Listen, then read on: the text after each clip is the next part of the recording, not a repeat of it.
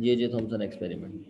तो J Thomson experiment को समझने से पहले हमें जो हमारा टॉपिक था, force experience by a charge when projected in a uniform magnetic field, उसको दोबारा से रिकॉल करना होगा, जो कि ऑलरेडी आप चैप्टर नंबर 14 के स्टार्ट में पढ़ चुके हैं। ठीक है, टॉपिक आपके लिए नया नहीं है, टॉपिक आपका पुराना है। चैप्टर नंबर 14 के स्टार्ट का पहला टॉपिक यही था, motion of a charge particle moving in a magnetic field. किस तरह की मोशन करता है ये अब हम डिस्कस कर रहे हैं। पहले हमने सिर्फ ये देखा था कि उस पर फोर्स लगती है और फोर्स का फार्मूला हमने ड्राइव कर लिया था, लेकिन उस फोर्स लगने की वजह से वो किस तरह की मोशन करने लग जाता है, ये आज हम डिस्कस करने के लिए जा रहे हैं। तो इसको डिस्कस करने से पहले रफली थोड़ा सा मैं आपको आइडिया दे दूँ, फिर इसकी डेरिवेशनल वर्क की तरफ चलते हैं। देखिए, जैसा कि हम जानते हैं कि हमारे पास, अगर ये सपोज कर लेते हैं एक स्ट्रॉन्ग मैग्नेटिक फील्ड है, ये पूरा मैं मान लेता हूँ कि मेरे पास नॉर्थ पोल है, और ये पूरा मैं मान लेता हूँ कि मेरे पास इस तरह साउथ पोल है। ठीक है, और इसके बीच में जो है वो स्ट्रॉन्ग मैग्नेटिक फील्ड एग्जिस्ट करती है, ये बात तो आप जानते हैं।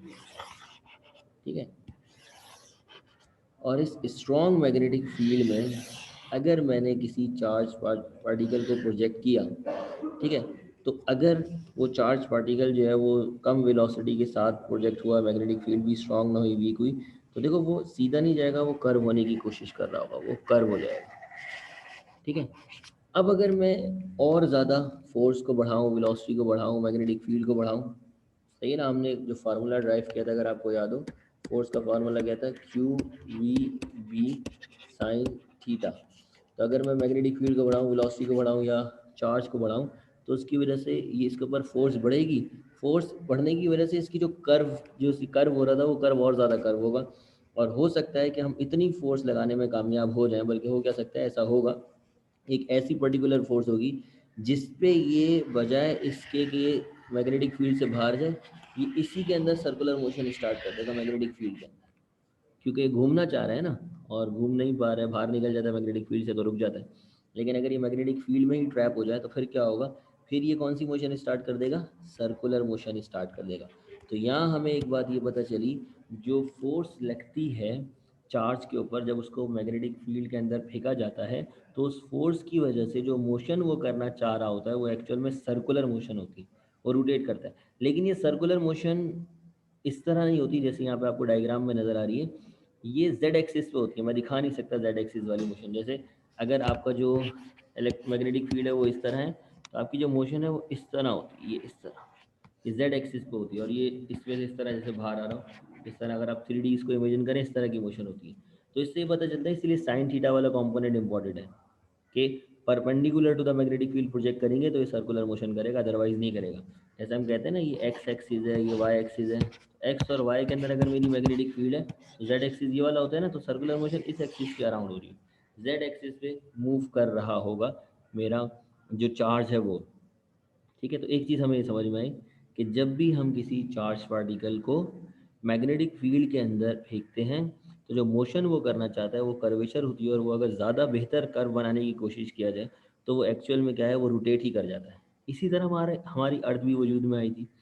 इसी तरह जो हम सैटेलाइट फेंकते हैं ना, आसमान के ऊपर सैटेलाइट अर्थ के अराउंड जो है वो रिवॉल्व करने लग जाते हैं, तो उसके लिए भी ख़ास वेलोसिटी से उसे प्रोजेक्ट किया जाता है कि वो बजाय उसके ऑर्बिट से बाहर जाने के या वापसी नीचे आने के, वो उसके अराउंड सर्कुलर मोशन स्टार्ट कर देता है। बिल्कुल इसी तरह हम चार्ज को एक पर्टिकुलर वेलोसिटी के साथ अगर प्रोजेक्ट करेंगे मैग्नेटिक फील्ड में, तो वो उस मैग्नेटिक फील्ड से बाहर निकलने के बजाय वो उसी मैग्नेटिक फील्ड के अंदर ट्रैप होकर सर्कुलर मोशन स्टार्ट कर देगा। और सर्कुलर मोशन अगर कोई भी ऑब्जेक्ट कर रहा हो, तो उसके पास जो सर्कुलर मोशन के लिए फोर्स का फार्मूला होता है, F C is equal to M V square upon R. तो हमारे पास दो बातें हो गई, एक फार्मूला हो गया उस फोर्स का जो फोर्स उसे घुमाना चाह रही है, और जब वो घूमने लग जाएगा तो वो कौन सी मोशन कर रहा होगा, सर्कुलर मोशन। तो दूसरा फार्मूला हमारे पास सर्कुलर मोशन का होगा। ये बात क्लियर है। तो हमें ये देखना है कि अगर मेरा ऑब्जेक्ट जो है वो सर्कुलर मोशन स्टार्ट कर देगा, तो किस रेडियस की सर्कुलर मोशन होगी। तो रेडियस का फार्मूला सपोज करो मुझे ड्राइव करना है, drive the formula for the radius of the circular orbit when a charge is projected in a uniform magnetic field. जब चार्ज को मैं यूनिफॉर्म मैग्नेटिक फील्ड के अंदर प्रोजेक्ट करने के लिए जाऊंगा तो।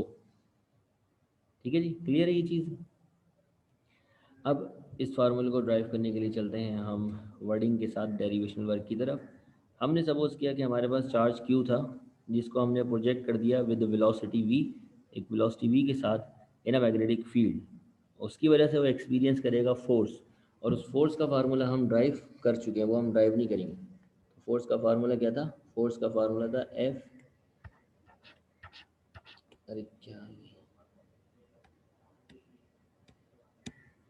उस फोर्स का फार्मूला था F is equal to Q bracket V cross V, ये उस फोर्स का फार्मूला था।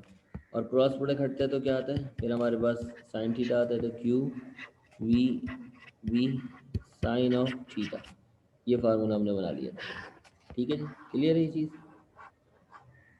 अच्छा, इसके बाद हमने कहा कि इस ये जो यहाँ पे थीटा है, ये angle between B and V है, वेलोसिटी और बी के दरमियान एंगल है।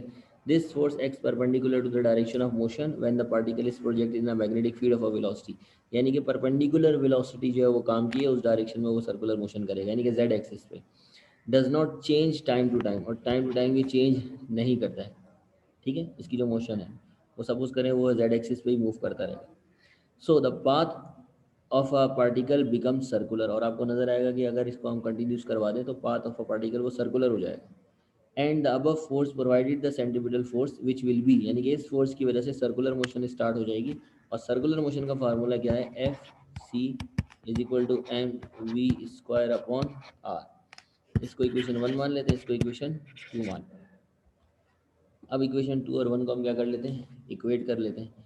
तो अगर दोनों को हम इक्वेट कर लेते हैं तो हमारे पास क्या आ जाएगा? देखो, Q V V sine theta बराबर आ जाएगा किसके? M V square upon R के। ठीक है। अच्छा, अगर मैं कहूँ थीटा जो है वो 90 डिग्री है, मैंने परपेंडिकुलर प्रोजेक्ट किया है, तो साइन 90 1 के बराबर होता है। ऐसा करने से मेरे पास यहाँ से साइन थीटा चले जाएगा। देखो, if the particle is projected perpendicular to the magnetic field then theta, ये थीटा लिखा हुआ है, theta is equal to 90 degree. So equation of the radius will become, आपके पास क्या हो जाएगी नई इक्वेशन? जो हमने रेडियस की ड्राइव करी, अगर रेडियस के लिए यहाँ ड्राइव करें तो ये मेरे पास आ जाएगा क्यू, अच्छा v से v कैंसिल भी हो रहा है, ठीक है, क्यू वी साइन थीटा तो ख़त्म हो गया, is equal to M V divided by R. R को उधर भेज देते हैं, क्यू बी को डिवाइड में भेज देते हैं, तो फार्मूला क्या बन जाएगा मेरे पास? R is equal to M V divided by Q B. ये radius of the circular path का फार्मूला है जब हम प्रोजेक्ट करेंगे किसी भी पार्टिकल को, किसी भी चार्ज पार्टिकल को मैग्नेटिक फील्ड में परपेंडिकुलरली। ये भी शर्त है कि परपेंडिकुलरली हमने प्रोजेक्ट किया हो, किसी और एंगल के साथ ना हो, तो ये फार्मूला आपका वैलिड है। और अगर एक चार्ज की बात करें तो एक चार्ज के लिए क्यू की वैल्यू क्या हो जाती है? ई। तो इस फार्मूले में अगर आप क्यू की जगह ई रख दें तो वो एक इलेक्ट्रॉन जो है वो किस रेडियस से घूमेगा, ये उसका फार्मूला बन जाएगा। चार्ज का मतलब तो ये ना कितने भी इलेक्ट्रॉन और कितने भी प्रोटॉन, लेकिन एक ई का मतलब क्या है कि एक इलेक्ट्रॉन या फिर एक प्रोटॉन, दोनों सेम। क्लियर है चीज़? अब इसी डेरिवेशन वर्क को विदाउट वर्डिंग के साथ देख लेंगे किस तरह आसानी से आप सॉल्व कर सकते हैं। देखिए, सबसे पहले स्टेप नंबर 1, आपने मैग्नेटिक फोर्स का फार्मूला लिखा जो कि था क्यू वी क्रॉस बी। ठीक है जी, और क्रॉस प्रोडक्ट को हटाया तो क्या हो गया? Q V V sine theta, ये मैं आपको शॉर्टकट बता रहा हूँ। ठीक है, फिर आपने कहा थीटा इज इक्वल टू है 90 डिग्री, और साइन 90 कितना होता है? साइन 90 होता है 1 के बराबर, तो आपने इसको एलिमिनेट कर दिया। फोर्स का फार्मूला क्या हो गया? Q V B. ठीक है, इसको कह दिया इक्वेशन नंबर 1। अब आपने कहा कि अगर यही ऑब्जेक्ट जो आप सर्कुलर मोशन स्टार्ट कर दें तो एफ सी आपको लाना होगा, जबकि एफ सी बराबर होता है M V square upon R की। ये हो गई इक्वेशन नंबर 2। इन दोनों इक्वेशनों को बराबर ले लिए, यानी कि एफ जो है वो बराबर हो गया किसके? एफ सी के। इस सिचुएशन में आपके पास हो गया क्यू वी वी किसके बराबर? M V square upon R के। वी स्क्वायर से वी कैंसिल कर दिया, तो क्यू वी किसके बराबर हो गया? M V divided by R. R को इधर भेज दिया, क्यू और वी को डिवाइड में लिया, मेरे पास आर बराबर हो गया M V divided by Q V के। ये मेरे पास रेडियस का फार्मूला आ गया। शॉर्टेस्ट डेरिवेशन सिर्फ समझने के लिए कि आपको आसानी हो समझने में, कोई इतना मुश्किल नहीं था।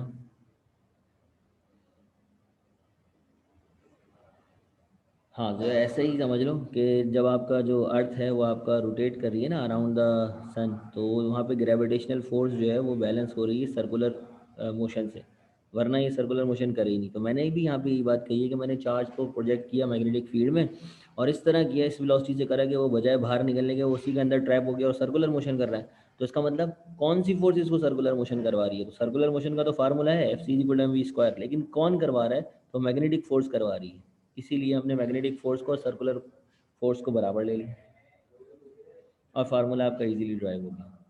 इसको रफ में ना अगर चाहो तो समझने के लिए जहाँ तक कॉपी कर लो, ताकि आपका डेरिवेशनल वर्क आपको इजी लगे, क्योंकि इसी से रिलेटेड एक और डेरिवेशन मैं करा रहा हूँ जो नोट्स में मौजूद नहीं है, लेकिन पास्ट पेपर में आपका आया हुआ है। सवाल क्या आया हुआ है वो भी मैं आपको बता दूंगा, और डेरिवेशन किस तरह करनी है वो भी समझा दूंगा, लेकिन पहले ये समझ में आ गया तो कन्फर्म करें।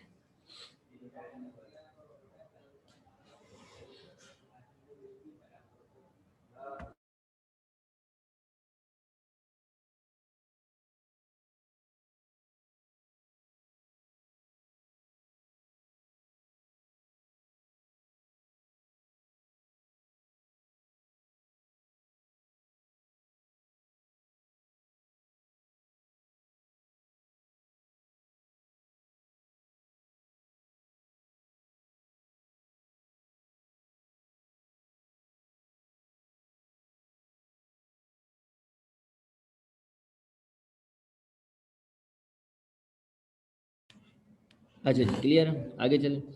जो सवाल आपका पेपर के अंदर आता है वो है प्रूफ, साबित करें कि रेडियस का फार्मूला, एक नया फार्मूला दे देगा, ये वाला नहीं देगा, हालांकि ये तो हमने ड्राइव किया हुआ है, ये नहीं ड्राइव करने को देगा, एक नया फार्मूला देगा रेडियस का, कह रहे हैं साबित करें कि रेडियस का फार्मूला इसके बराबर हो। ये आपका पेपर में सवाल आता है, तो वो फार्मूला क्या है वो भी आपको पता चल जाएगा। जैसे कि यहाँ पर सिर्फ एक इजाफा हो जाता है, यहाँ पे आ जाता है साइन थीटा। वो कैसे लाना है, क्या करना है, वो डेरिवेशन वर्क में आपको समझा दूँ। ठीक है, प्रूफ करने के लिए आएगा। ठीक है, और प्रूफ क्या करना होगा वो मैंने आपको बता दिया। तो लास्ट आंसर आया उसके अंदर साइन थीटा आ रहा होगा। हम ये बात जानते हैं कि स्टार्टिंग वहीं से होगी जो हमने करी थी। नंबर वन, पहला स्टेप वही है कि भाई फोर्स जो है वो किसके बराबर होती है? वो बराबर होती है, अगर किसी चार्ज को मैग्नेटिक फील्ड में फेंका है तो बराबर होती है Q V B sine theta की। और अगर आप इससे पहले वाला स्टेप भी करना चाहें तो वो भी कर सकते हैं कि फोर्स बराबर होती है किसके? Q bracket V cross B के, फिर क्रॉस हटता है और साइन थीटा आता है। अब थीटा 90 नहीं है, बस ये याद रखो। हम किसी भी एंगल से फेंक रहे हैं, जीरो से ग्रेटर होना चाहिए एंगल, क्योंकि जीरो पे तो कोई फोर्स नहीं लगेगी, और 90 तक अलाउ है क्योंकि 90 पे मैक्सिमम फोर्स लगेगी। तो बिटवीन जीरो से 90 किसी भी एंगल पे फेंक दिया, फॉर एग्जाम्पल 45 पे फेंक दिया, 60 डिग्री पे फेंक दिया, तो अब तो कहानी अलग हो जाएगी ना। अब तो सर्कुलर मोशन तो होगी, लेकिन कहानी अलग होगी कि बिल्कुल जेड एक्सिस पे सर्कुलर मोशन नहीं हो रही। ठीक है, तो इसके अंदर एक और चेंज भी आएगा। दूसरा चेंज ये आएगा कि देखो वेलोसिटी जो है ना वो रिस्पॉन्सिबल है सर्कुलर मोशन के। वेलोसिटी की वजह से ऑब्जेक्ट सर्कुलर मोशन करता है ना। तो वेलोसिटी के तो होते हैं दो कंपोनेंट, एक होता है वेलोसिटी का कंपोनेंट वी एक्स, और दूसरा होता है वेलोसिटी का component we Y. Her vector के दो कंपोनेंट होते हैं। वी एक्स का फार्मूला होता है वी कॉस थीटा, और वी वाई का फार्मूला होता है वी साइन थीटा। ठीक है, अगर मैं आपसे कहूँ कि जो फोर्स आपके ऊपर लगेगी, आपके फॉर एग्जांपल दो हाथ हैं, एक सीधा हाथ है एक उल्टा हाथ है, मैं आपसे कहूँ आपके ऊपर जो फोर्स लगेगी, जो रिस्पॉन्सिबल होगी फोर्स, वो सीधे हाथ के ऊपर होगी, उल्टे हाथ के ऊपर कोई फोर्स नहीं लगेगी। तो उस सूरत में ना फिर क्या करते हैं, हम पूरी की पूरी वेलोसिटी नहीं लेते, क्योंकि फोर्स जो है वो लग रही है सिर्फ वाई वाले कंपोनेंट पे, तो हम वाई वाला कंपोनेंट लेते हैं, और अगर एक्स वाले कंपोनेंट में लग रही हो तो एक्स वाला लेते हैं। पता कैसे चलेगा किस कंपोनेंट में फोर्स लग रही है? ये डिपेंड करता है सिचुएशन पे। जैसे जब भी किसी चार्ज को प्रोजेक्ट किया जाता है मैग्नेटिक फील्ड में, अगर वो परपेंडिकुलर हो तो फोर्स लगती है, पैरेलल हो तो फोर्स नहीं लगती। इसका मतलब ये हुआ वाई वाला कंपोनेंट काम का होता है, एक्स वाला कंपोनेंट किसी काम का नहीं होता सर्कुलर मोशन करवाने में। सर्कुलर मोशन करवाने में एक्स कंपोनेंट का कोई अमल दखल नहीं। ठीक है ना, तो एक्स कंपोनेंट आपका किसी काम का नहीं है। तो जब सर्कुलर मोशन का इस केस में जब 90 डिग्री से मैंने प्रोजेक्ट नहीं करा, इस केस में वो आपसे कहे ना, इसको तो आपने इक्वेशन 1 कह दिया, इस केस में अगर वो आपसे कहे दूसरा स्टेप सर्कुलर मोशन का फार्मूला क्या होगा, तो देखो वही है M V square upon R, लेकिन आप नीचे छोटा सा वाई लगा देंगे।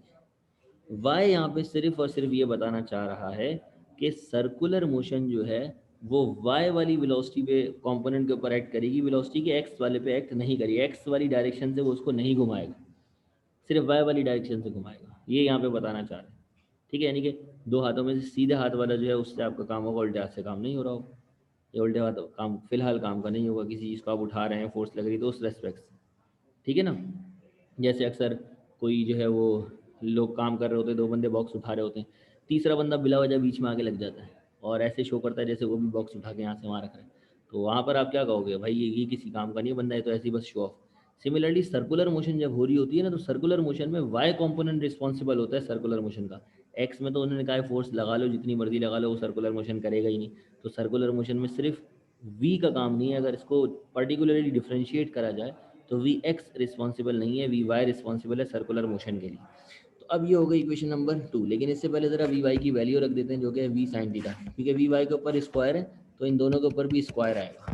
तो एफ सी मेरे पास हो जाएगा, F C is equal to M V square sine square theta upon R. इसको कह दिए इक्वेशन नंबर 2। बस यही एक थोड़ा सा चेंज था, आगे स्टेप सेम है, हम कंपेयर करेंगे किसको, इक्वेशन 1 एंड 2 को, क्योंकि सर्कुलर मोशन मैग्नेटिक फोर्स की वजह से ही हो रही होगी। तो मेरे पास क्या आ जाएगा, मेरे पास आ जाएगा Q V V sine theta is equal to M V square sine square theta upon R.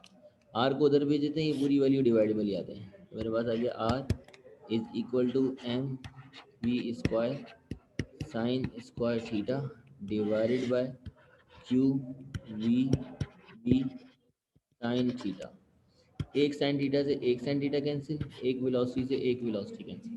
तो मेरे पास फाइनल फार्मूला क्या आ गया, मेरे पास फाइनल फार्मूला आ गया R is equal to M V sine theta divided by Q V. ये आपका final formula है।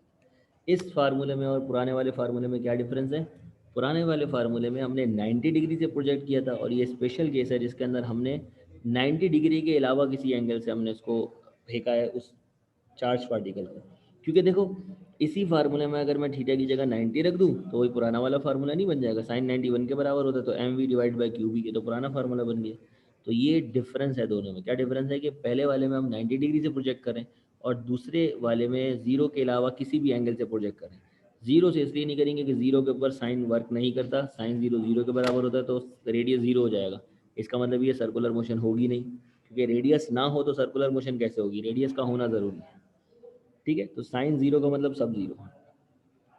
कोई सवाल वगैरह है तो आप लोग कर सकते हैं। ये आपका एक शॉर्ट क्वेश्चन जो 4 नंबर का आता है पेपर के अंदर, और सवाल ये होता है प्रूव, साबित करो कि आर का फार्मूला ये भी हो सकता है। तो अगर आपने उसकी वर्डिंग वगैरह वही वाली लिख देंगे, सिर्फ थीटा वाले जो 90 करा था ना वो काम नहीं करेंगे, थीटा 90 ले लेंगे वो नहीं करेंगे, बस बाकी वर्डिंग वही है। और कंपोनेंट में भी वाई वाला कंपोनेंट ले लेंगे, बस ये ख्याल करेंगे। ठीक है जी, क्लियर है।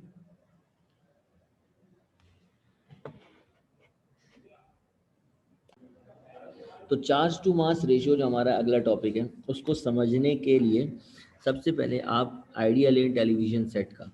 जो पुराने ज़माने के अंदर टेलीविज़न आते थे, उन टेलीविज़न के अंदर क्या था, उन टेलीविज़न के अंदर कभी आप नोटिस किया हो, मतलब आप तो उस दौर के नहीं हैं, हम तो उस पुराने टीवी को अच्छे से याद रखते हैं, क्योंकि उसके अंदर वो टक टक घुमाते थे, चैनल चेंज होते थे, पीटीवी एसटीएन 2-4 चैनल आते थे, वो देखते थे हम। तो उस टेलीविज़न के अंदर एक ख़ास बात थी कि जब आप किसी मैग्नेट को उसके करीब लेके जाते थे ना, उसका कलर वलर चेंज होने लग जाता था। ब्लैक एंड वाइट हो तो उसके अंदर वो लाइंस पड़ने लग जाती थी, मैग्नेटिक फील्ड से वो बड़ा हाईली अफेक्टेड था। तो ऐसा क्या था उसके अंदर कि मैग्नेटिक फील्ड की वजह से वो अफेक्ट कर जाती थी स्क्रीन। तो वो सारा जो उसका वर्किंग फिनोमेना है ना, कि पूरी स्क्रीन के ऊपर किस तरह जो है वो कलर चेंज होते थे, किस तरह जो है वो मोशन आपको नज़र आती थी, वो सारा जे थॉमसन एक्सपेरिमेंट के पीछे का जो बैकग्राउंड है वो है कि किस तरह इसने आइडिया दिया। क्योंकि ह्यूमन की जो आई है ना, वो बहुत रैपिड चेंज को ऑब्जर्व नहीं कर पाती।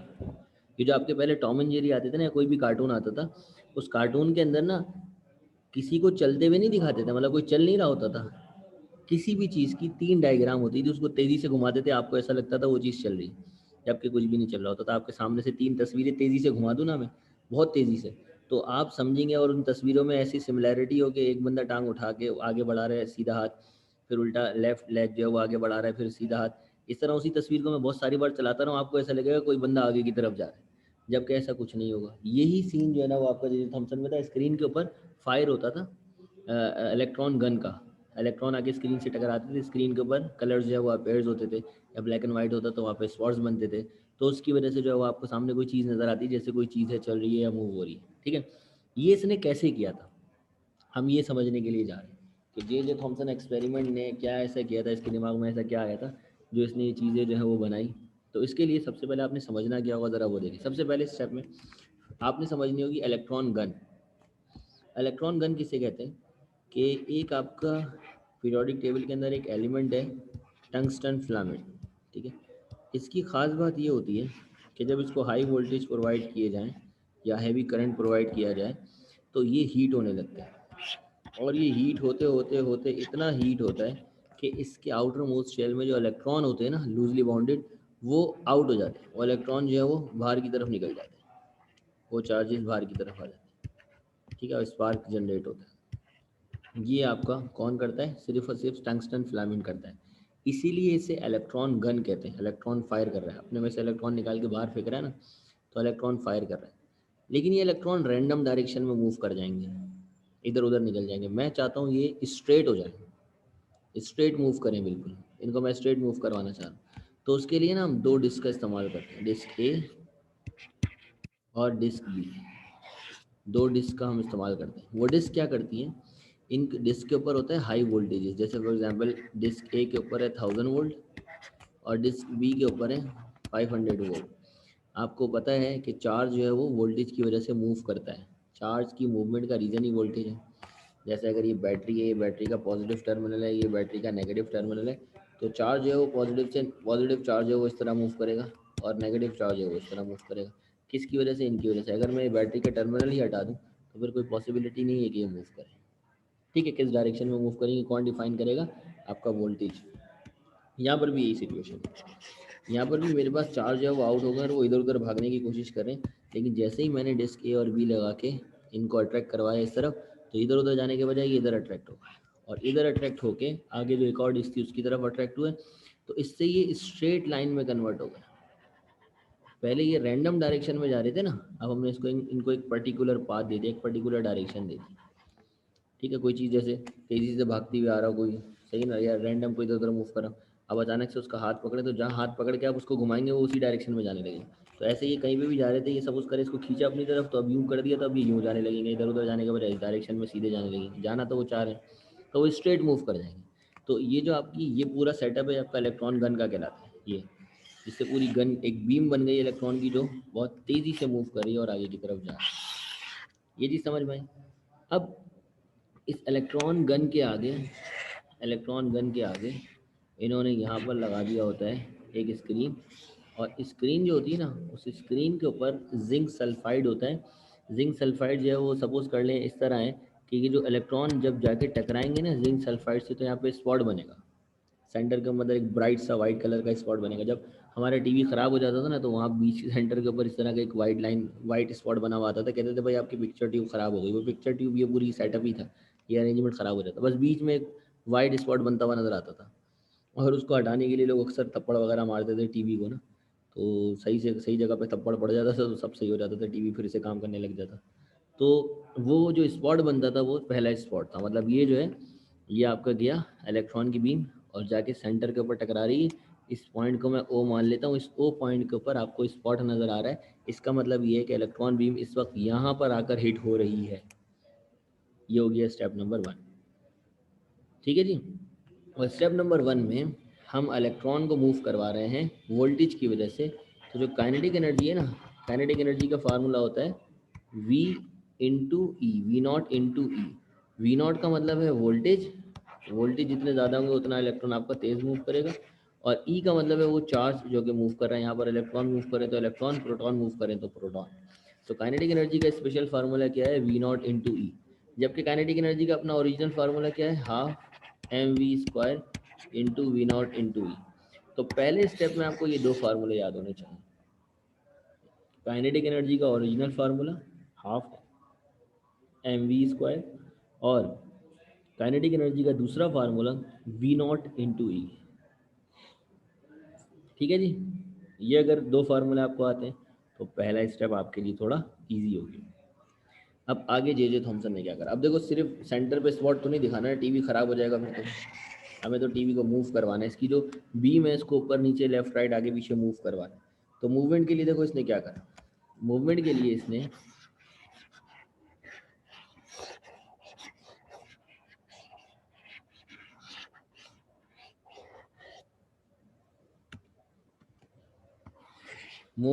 इसने मैग्नेटिक फील्ड इंट्रोड्यूस करवाई।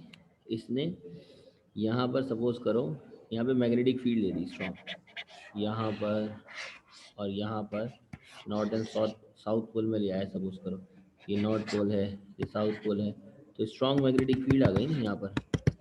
और आपको मालूम है जब भी चार्ज मूव करता है मैग्नेटिक फील्ड में तो फिर वो सीधा मूव नहीं करता, वो कर्व कर जाता है। तो वही हुआ, ये बजाय सीधे जाने के ये कर्व बैंड हो गया, और बैंड होके जो स्पॉट मुझे नज़र आ रहा था ना, कहाँ पर नज़र आ रहा था, यहाँ ओ पॉइंट के ऊपर, अब वहाँ नहीं नज़र आने लगा, मुझे नीचे नज़र आने लगा ओ डैश में। तो इसने सर्कुलर मोशन करने की कोशिश करी, सर्कुलर मोशन पूरी तो नहीं करवाई, कोशिश करी। तो सर्कुलर मोशन हो रही है एक्चुअल में, यहाँ पे सर्कुलर मोशन पूरी ना हो लेकिन फोर्स जो है वो रिस्पॉन्सिबल तो सर्कुलर मोशन करवाने के लिए ही है, वो चाह तो ये रही थी। तो दूसरे केस में समझ में आया, जैसे ही मैंने मैग्नेटिक फोर्स इंट्रोड्यूस करवाई जिसका फार्मूला है Q V B sine theta, और थीटा अगर 90 है तो एफ इज इक्वल टू, और चार्ज की जगह मैं एक चार्ज की बात करूँ तो E V V sine theta, एक इलेक्ट्रॉन की बात करूँ तो क्यू की जगह ई आ जाएगा, और थीटा जो है वो खत्म हो जाएगा कि अगर मैं 90 डिग्री परपेंडिकुलरली देख रहा हूँ, मैंने मैग्नेटिक फील्ड परपेंडिकुलरली इंट्रोड्यूस करवाई। तो फिर आप नोटिस करें कि एक फार्मूला ये हो गया, और इसकी मदद से वो सर्कुलर मोशन कर रहा है, तो एक फार्मूला हो गया F C is equal to M V square upon R. कितने फार्मूले हो गए टोटल? चार। एक काइनेटिक एनर्जी का V naught E, kinetic energy का half M V square, magnetic field का क्यू वी बी से ई वी भी हो जाएगा ज़्यादा ज़्यादा, और सेंट्रीपिटल फोर्स का। सारे फार्मूले आप पीछे पढ़ चुके हैं, कोई नया फार्मूला नहीं, लेकिन जो हो रहा है उस सिचुएशन के हिसाब से नज़र आ रहा है कि कौन कौन से फार्मूले यहाँ पर पढ़ सकते हैं, उन्हीं की मदद से हमारी पूरी डेरिवेशन सॉल्व होगी। ठीक है, क्लियर है ये चीज़? अच्छा जी, अब तीसरी और आखिरी चीज़, इसको अगर मूव करवाना है आगे पीछे ऊपर नीचे या वापसी अपनी जगह पे लाना है, तो उसके लिए मुझे मैग्नेटिक फील्ड को भी वेरी करना होगा, और दूसरा इलेक्ट्रिक फील्ड को भी इंट्रोड्यूस करवा सकता हूँ। क्योंकि होगा ये कि जब मैग्नेटिक फील्ड इसको मूव करवाएगी, इधर उधर लेकर जाएगी, तो इलेक्ट्रिक फील्ड इसको वापसी जगह पे ला सकती है। मैं पता है यहाँ पर सपोज करो, यहाँ पर दो हॉरिजेंटल प्लेट लगा देता हूँ इस तरह की, ठीक है, पॉजिटिव और नेगेटिव। आपको मालूम है कि जब चार्ज इलेक्ट्रिक फील्ड से गुजरेगा तो वो तो भाई लाजमी अट्रैक्ट होगा इलेक्ट्रिक फील्ड पे, तो जाहिर होगा क्योंकि वो चार्ज पार्टिकल है और चार्ज चार्ज की तरफ अट्रैक्ट या रिपेल होता है। तो अब दोबारा से क्या होगा, ये जो स्पॉट आपका ओ पे चला गया था, ओ से वापसी मूव करके कहाँ आ जाएगा, ओ पे, ओ डैश से वापसी मूव करके ओ पे आ जाएगा। ये कब होगा? ये तब होगा कि देखो ये जो नीचे इसको लेके जाने वाली ताकत थी वो थी magnetic force F M A G, और इसको वापसी जो ऊपर लेके आने की कोशिश कर रहा है वो है इलेक्ट्रिक फोर्स यानी कि एफ ई। अगर ये दोनों बैलेंस हो गए यानी कि एफ ऑफ मैग्नेटिक और एफ ऑफ ई, तो आपका स्पॉट उसी जीरो पे वापसी आ जाएगा, यानी कि मैग्नेटिक फोर्स जितना उसको बैंड करवाने की कोशिश कर रही थी, वो जो है उतना ही वापसी उसको अपनी जगह पे लाने की कोशिश कर रहा है, इसलिए वो अपनी जगह पे रुका हुआ है।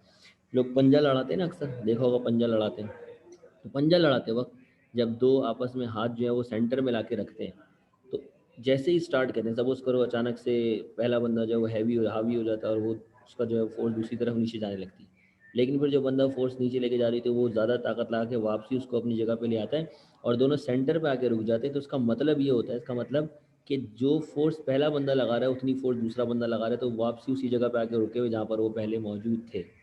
अब किसी की भी फोर्स कम ज़्यादा करते जाओ, वो ऊपर नीचे होते रहेंगे।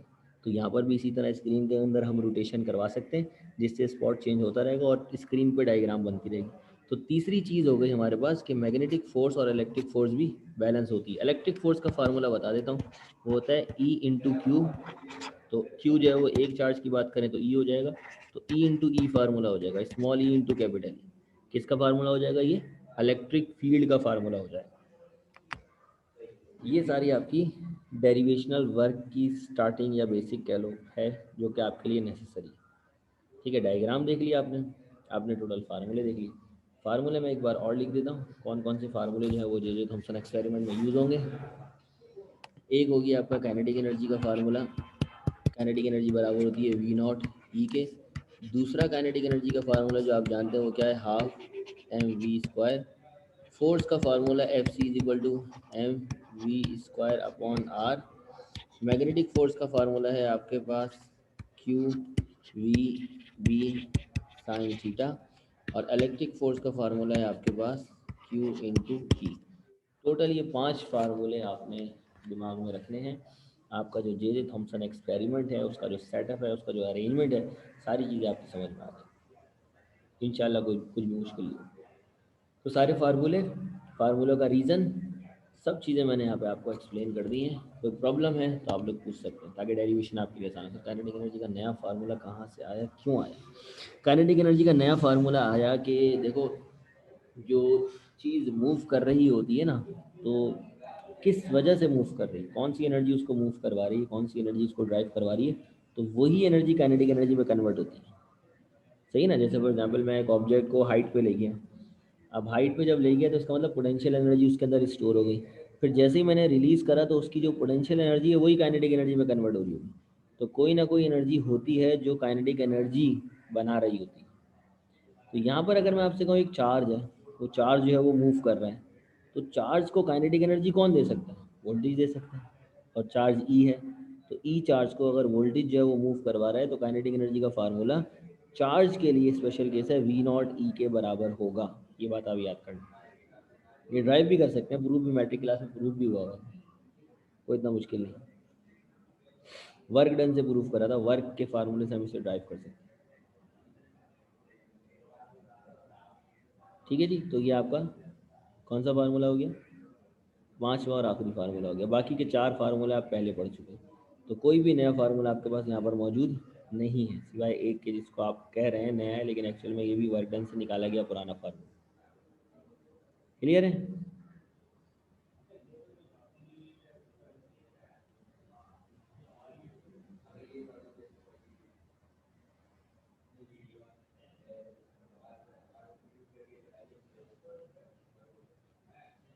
अच्छा जी, क्लियर है। तो चलते हैं डेरिवेशन के पहले फेज़ की तरफ। अगर दूसरा फेज़ भी आज करा सका तो करा दूंगा। 15 मिनट हैं, ठीक है। तो बाकी जो है क्वेश्चन आंसर भी लेने हैं एंड में 5 मिनट के, तो 45 पे इंशाल्लाह क्लास ओवर हो जाएगी, फिर नमाज का ब्रेक होगा। तो अच्छा, अब देखें कि हमने सबसे पहले वर्डिंग के अंदर ये सारी चीज़ें देखें, पुरानी वर्डिंग तो देख लें एक नज़र आप, क्या है कि वही हमने सारी बातें जो मैंने आपको बताई थी ना, वही सारी बातें यहाँ पे लिखी हुई हैं। जैसे कि चार्ज टू मास रेशियो निकालने के लिए जो एक्सपेरिमेंट है उसके अंदर जो ऑपरेटर्स है, उसके अंदर टंगस्टन फिलामेंट है, ग्लास ट्यूब है, और जो है 2 डिस्क हैं, हाई वोल्टेज डिस्क है, मैग्नेटिक डिस्क है, जो कि स्ट्रेट लाइन प्रोवाइड कर रही हैं। इलेक्ट्रॉन जो है वो फिलामेंट से हीट होकर बाहर आ रहे हैं, ये सारी चीज़ें। और जिंक सल्फाइड की जो कोटिंग हुई हुई है स्क्रीन के ऊपर, उससे जाके टकरा रहे हैं और वहाँ पर स्पॉट बना रहे हैं। बेसिक वर्डिंग आपकी सारी हुई है, ठीक है। अच्छा, अब एक्स्ट्रा जर्नली डायग्राम आपने बना ली, जो डायग्राम मैंने आपको बना के दी वो बना ली, इसके अलावा बनाना चाहे वो बना ली। डायग्राम आपने बना ली, ठीक है। उसके बाद वर्क एंड डेरिवेशन, डेरिवेशन की तरफ अगर चलें तो सबसे पहले हमने कहा कि इलेक्ट्रॉन जो है वो इमिट करेंगे फिलामेंट एफ, इलेक्ट्रॉन इमिट होंगे फिलामेंट एफ से, और जो बीम है वो नेगेटिव पोटेंशियल, एक हैवीली नेगेटिव पोटेंशियल हम अप्लाई करेंगे, जिसकी वजह से वो क्या होगा, स्ट्रेट बीम में कन्वर्ट होगी। The beam of high electron is no accelerated by applying now accelerated by applying high potential difference of about 1000 volt on a metallic plate A, and then potential difference of 500 volt is applied at plate B। यहाँ पर at plate B गायब है और यहाँ पर नाव है, no नहीं है। These all arrangement focus the electron beam to the whole of the plate B, from where it further proceed in a straight line towards the screen। यानी कि जो सारा काम हमने किया इसके लिए करा है ताकि आपकी जो इलेक्ट्रॉन बीम है वो इधर उधर ना, एकदम स्ट्रेट डायरेक्शन में, स्ट्रेट लाइन के अंदर मूव कर जाए। If the potential difference between filament and the plate B is V naught, and V is the velocity of the electron. ये जो कैपिटल वी नज़र आ रहा है, कैपिटल नहीं है, वेलोसिटी का भी स्मॉल होता है, दोनों एक ही जैसे लग रहे हैं, ये अलग अलग है। यहाँ कन्फ्यूज़ होते हैं बच्चे वो v और v में डिफ्रेंशिएट नहीं कर पाते और डेरिवेशन की ऐसी तैसी कर देते, इसीलिए यहाँ पे v नॉट लगाया मैंने। v नॉट मतलब वोल्टेज के लिए और v जो है वो वेलोसिटी के लिए, स्मॉल v होता है, ठीक है, वेलोसिटी के लिए। जिस वेलोसिटी से इलेक्ट्रॉन आ रहा है वो v है और जो उसको भेज रहा है वोल्टेज वो v नॉट है, ठीक है। तो मुझे बताएं यहाँ पर अगर मैं इक्वेशन यूज़ करूँ तो कौन सी इक्वेशन यूज़ करूँगा भाई, काइनेटिक एनर्जी कन्वर्ट हो रही है ना, तो काइनेटिक एनर्जी वाली इक्वेशन यूज़ करते हैं, यानी कि काइनेटिक एनर्जी बराबर होगी वी नॉट इंटू ई के, जबकि काइनेटिक एनर्जी का अपना फार्मूला क्या है, काइनेटिक एनर्जी का अपना फार्मूला है half M V square into V naught E. अब वेलोसिटी क्या है हमें नहीं मालूम, तो वेलोसिटी कैलकुलेट करने के लिए इसको वेलोसिटी का फार्मूला बना लेते हैं। वेलोसिटी का फार्मूला बनाने के लिए हम ज़रा वेलोसिटी की वैल्यू निकालते हैं, कैसे निकलेगी भाई, वेलोसिटी की वैल्यू निकालनी है तो 2 जो है वो यहाँ पे डिवाइड हो रहा है, दूसरी तरफ जाकर मल्टीप्लाई हो जाएगा, तो ये हो जाएगा 2 V naught E divided by M, यहाँ पे मल्टीप्लाई हो रहा है वहाँ जाके डिवाइड हो जाएगा। और क्योंकि स्क्वायर लगा हुआ है और मुझे सिर्फ वेलोसिटी चाहिए, वेलोसिटी का स्क्वायर नहीं चाहिए, तो अंडर रूट लूँगा दोनों तरफ, अंडर रूट से क्या होगा, स्क्वायर से रूट कैंसिल, वेलोसिटी की वैल्यू आए। तो this is the formula for the velocity of the electron, जो इलेक्ट्रॉन आपका वेलोसिटी से बाहर आ रहा है उसका फार्मूला ये। क्लियर है चीज़? अच्छा जी, अब जो इलेक्ट्रॉन आपका बाहर आया वेलोसिटी v के साथ, this equation give the velocity of the beam coming out of plate b। The beam strike at the screen at o and this point are noted on the screen. हम screen पे point note कर लेते कहाँ पर जो है इसने strike करा है, o हमने उसको नाम दे दिया। अब अगला काम हम ये करेंगे कि हम इलेक्ट्रिक फील्ड के साथ मैग्नेटिक फील्ड, सॉरी अभी फ़िलहाल हम मैग्नेटिक फील्ड इंट्रोड्यूस करवाएंगे फर्स्ट फेज में। मैग्नेटिक फील्ड के इंट्रोड्यूस होने से क्या होगा, जो स्पॉट आपका ओ पे था वो बैंड होगा और बैंड होके कहाँ चला जाएगा, ओ डैश में। So now a magnetic field is provided by the help of coil placed in an electron beam as shown in the figure, and that force on the moving electron due to the magnetic field causes them to deflect and the beam of electron is shifted from O to O dash। इस magnetic field की वजह से आपकी जो beam है वो shift होकर ओ से ओ डैश पे चले जाएगा।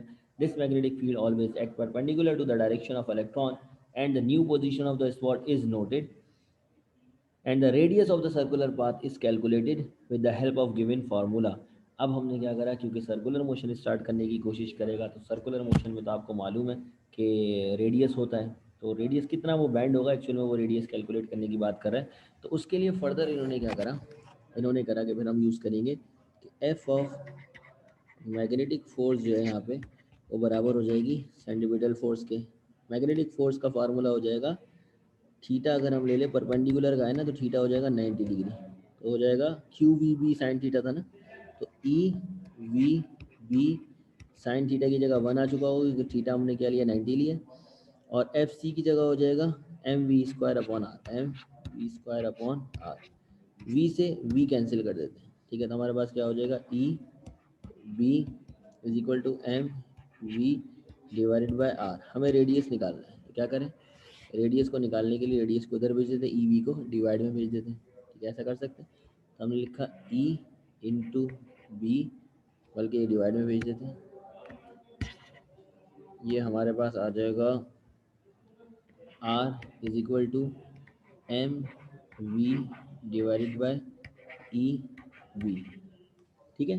तो ये तो हमारे पास आ गया radius of the circular path का फार्मूला जो हम पहले भी ड्राइव कर चुके हैं। लेकिन यहाँ पर जो टॉपिक होता है, जे थॉमसन ने charge to mass ratio calculate करा है, charge to mass ratio screen के ऊपर, क्योंकि चार्ज हिट होगा उसका मास हिट होगा, तो किस किस्म की स्क्रीन बना रही है, क्या सेटअप रखना है कि सब कुछ मैनेज रहे, तो इसने चार्ज टू मास रेशो का फार्मूला कैलकुलेट करा। चार्ज टू मास रेशो से पता ये चल रहा है, चार्ज को ई बोल लें, मास को एम बोल लें, तो ई अपॉन एम पता करना है, ई अपॉन एम का फार्मूला चाहिए। तो अगर मैं ई अपॉन एम बनाना चाह रहा हूँ तो ई को उधर भेज देता हूँ, एम को डिवाइड में भेज देता हूँ, तो for charge to mass ratio मैंने क्या करा, मैंने कर दिया E divided by M is equal to, E इधर चले गया, एम इधर आ गया, आर कहाँ जाएगा डिवाइड में, तो ये हो जाएगा V divided by R into B. अब मसला ये जो v है इसकी वैल्यू हम इक्वेशन ए में निकाल चुके हैं, जो पिछली इक्वेशन थी ना जहाँ से हमने वेलोसिटी का फार्मूला कैलकुलेट किया था, क्या था, यहाँ लिख देता हूँ, वेलोसिटी हमने निकाली थी अंडर रूट 2, फिर क्या था V naught E divided by M. Verify कर लो, यही था। वो वैल्यू उठा के मैं यहाँ पुट कर देता हूँ, देखो क्या हो जाएगा, ई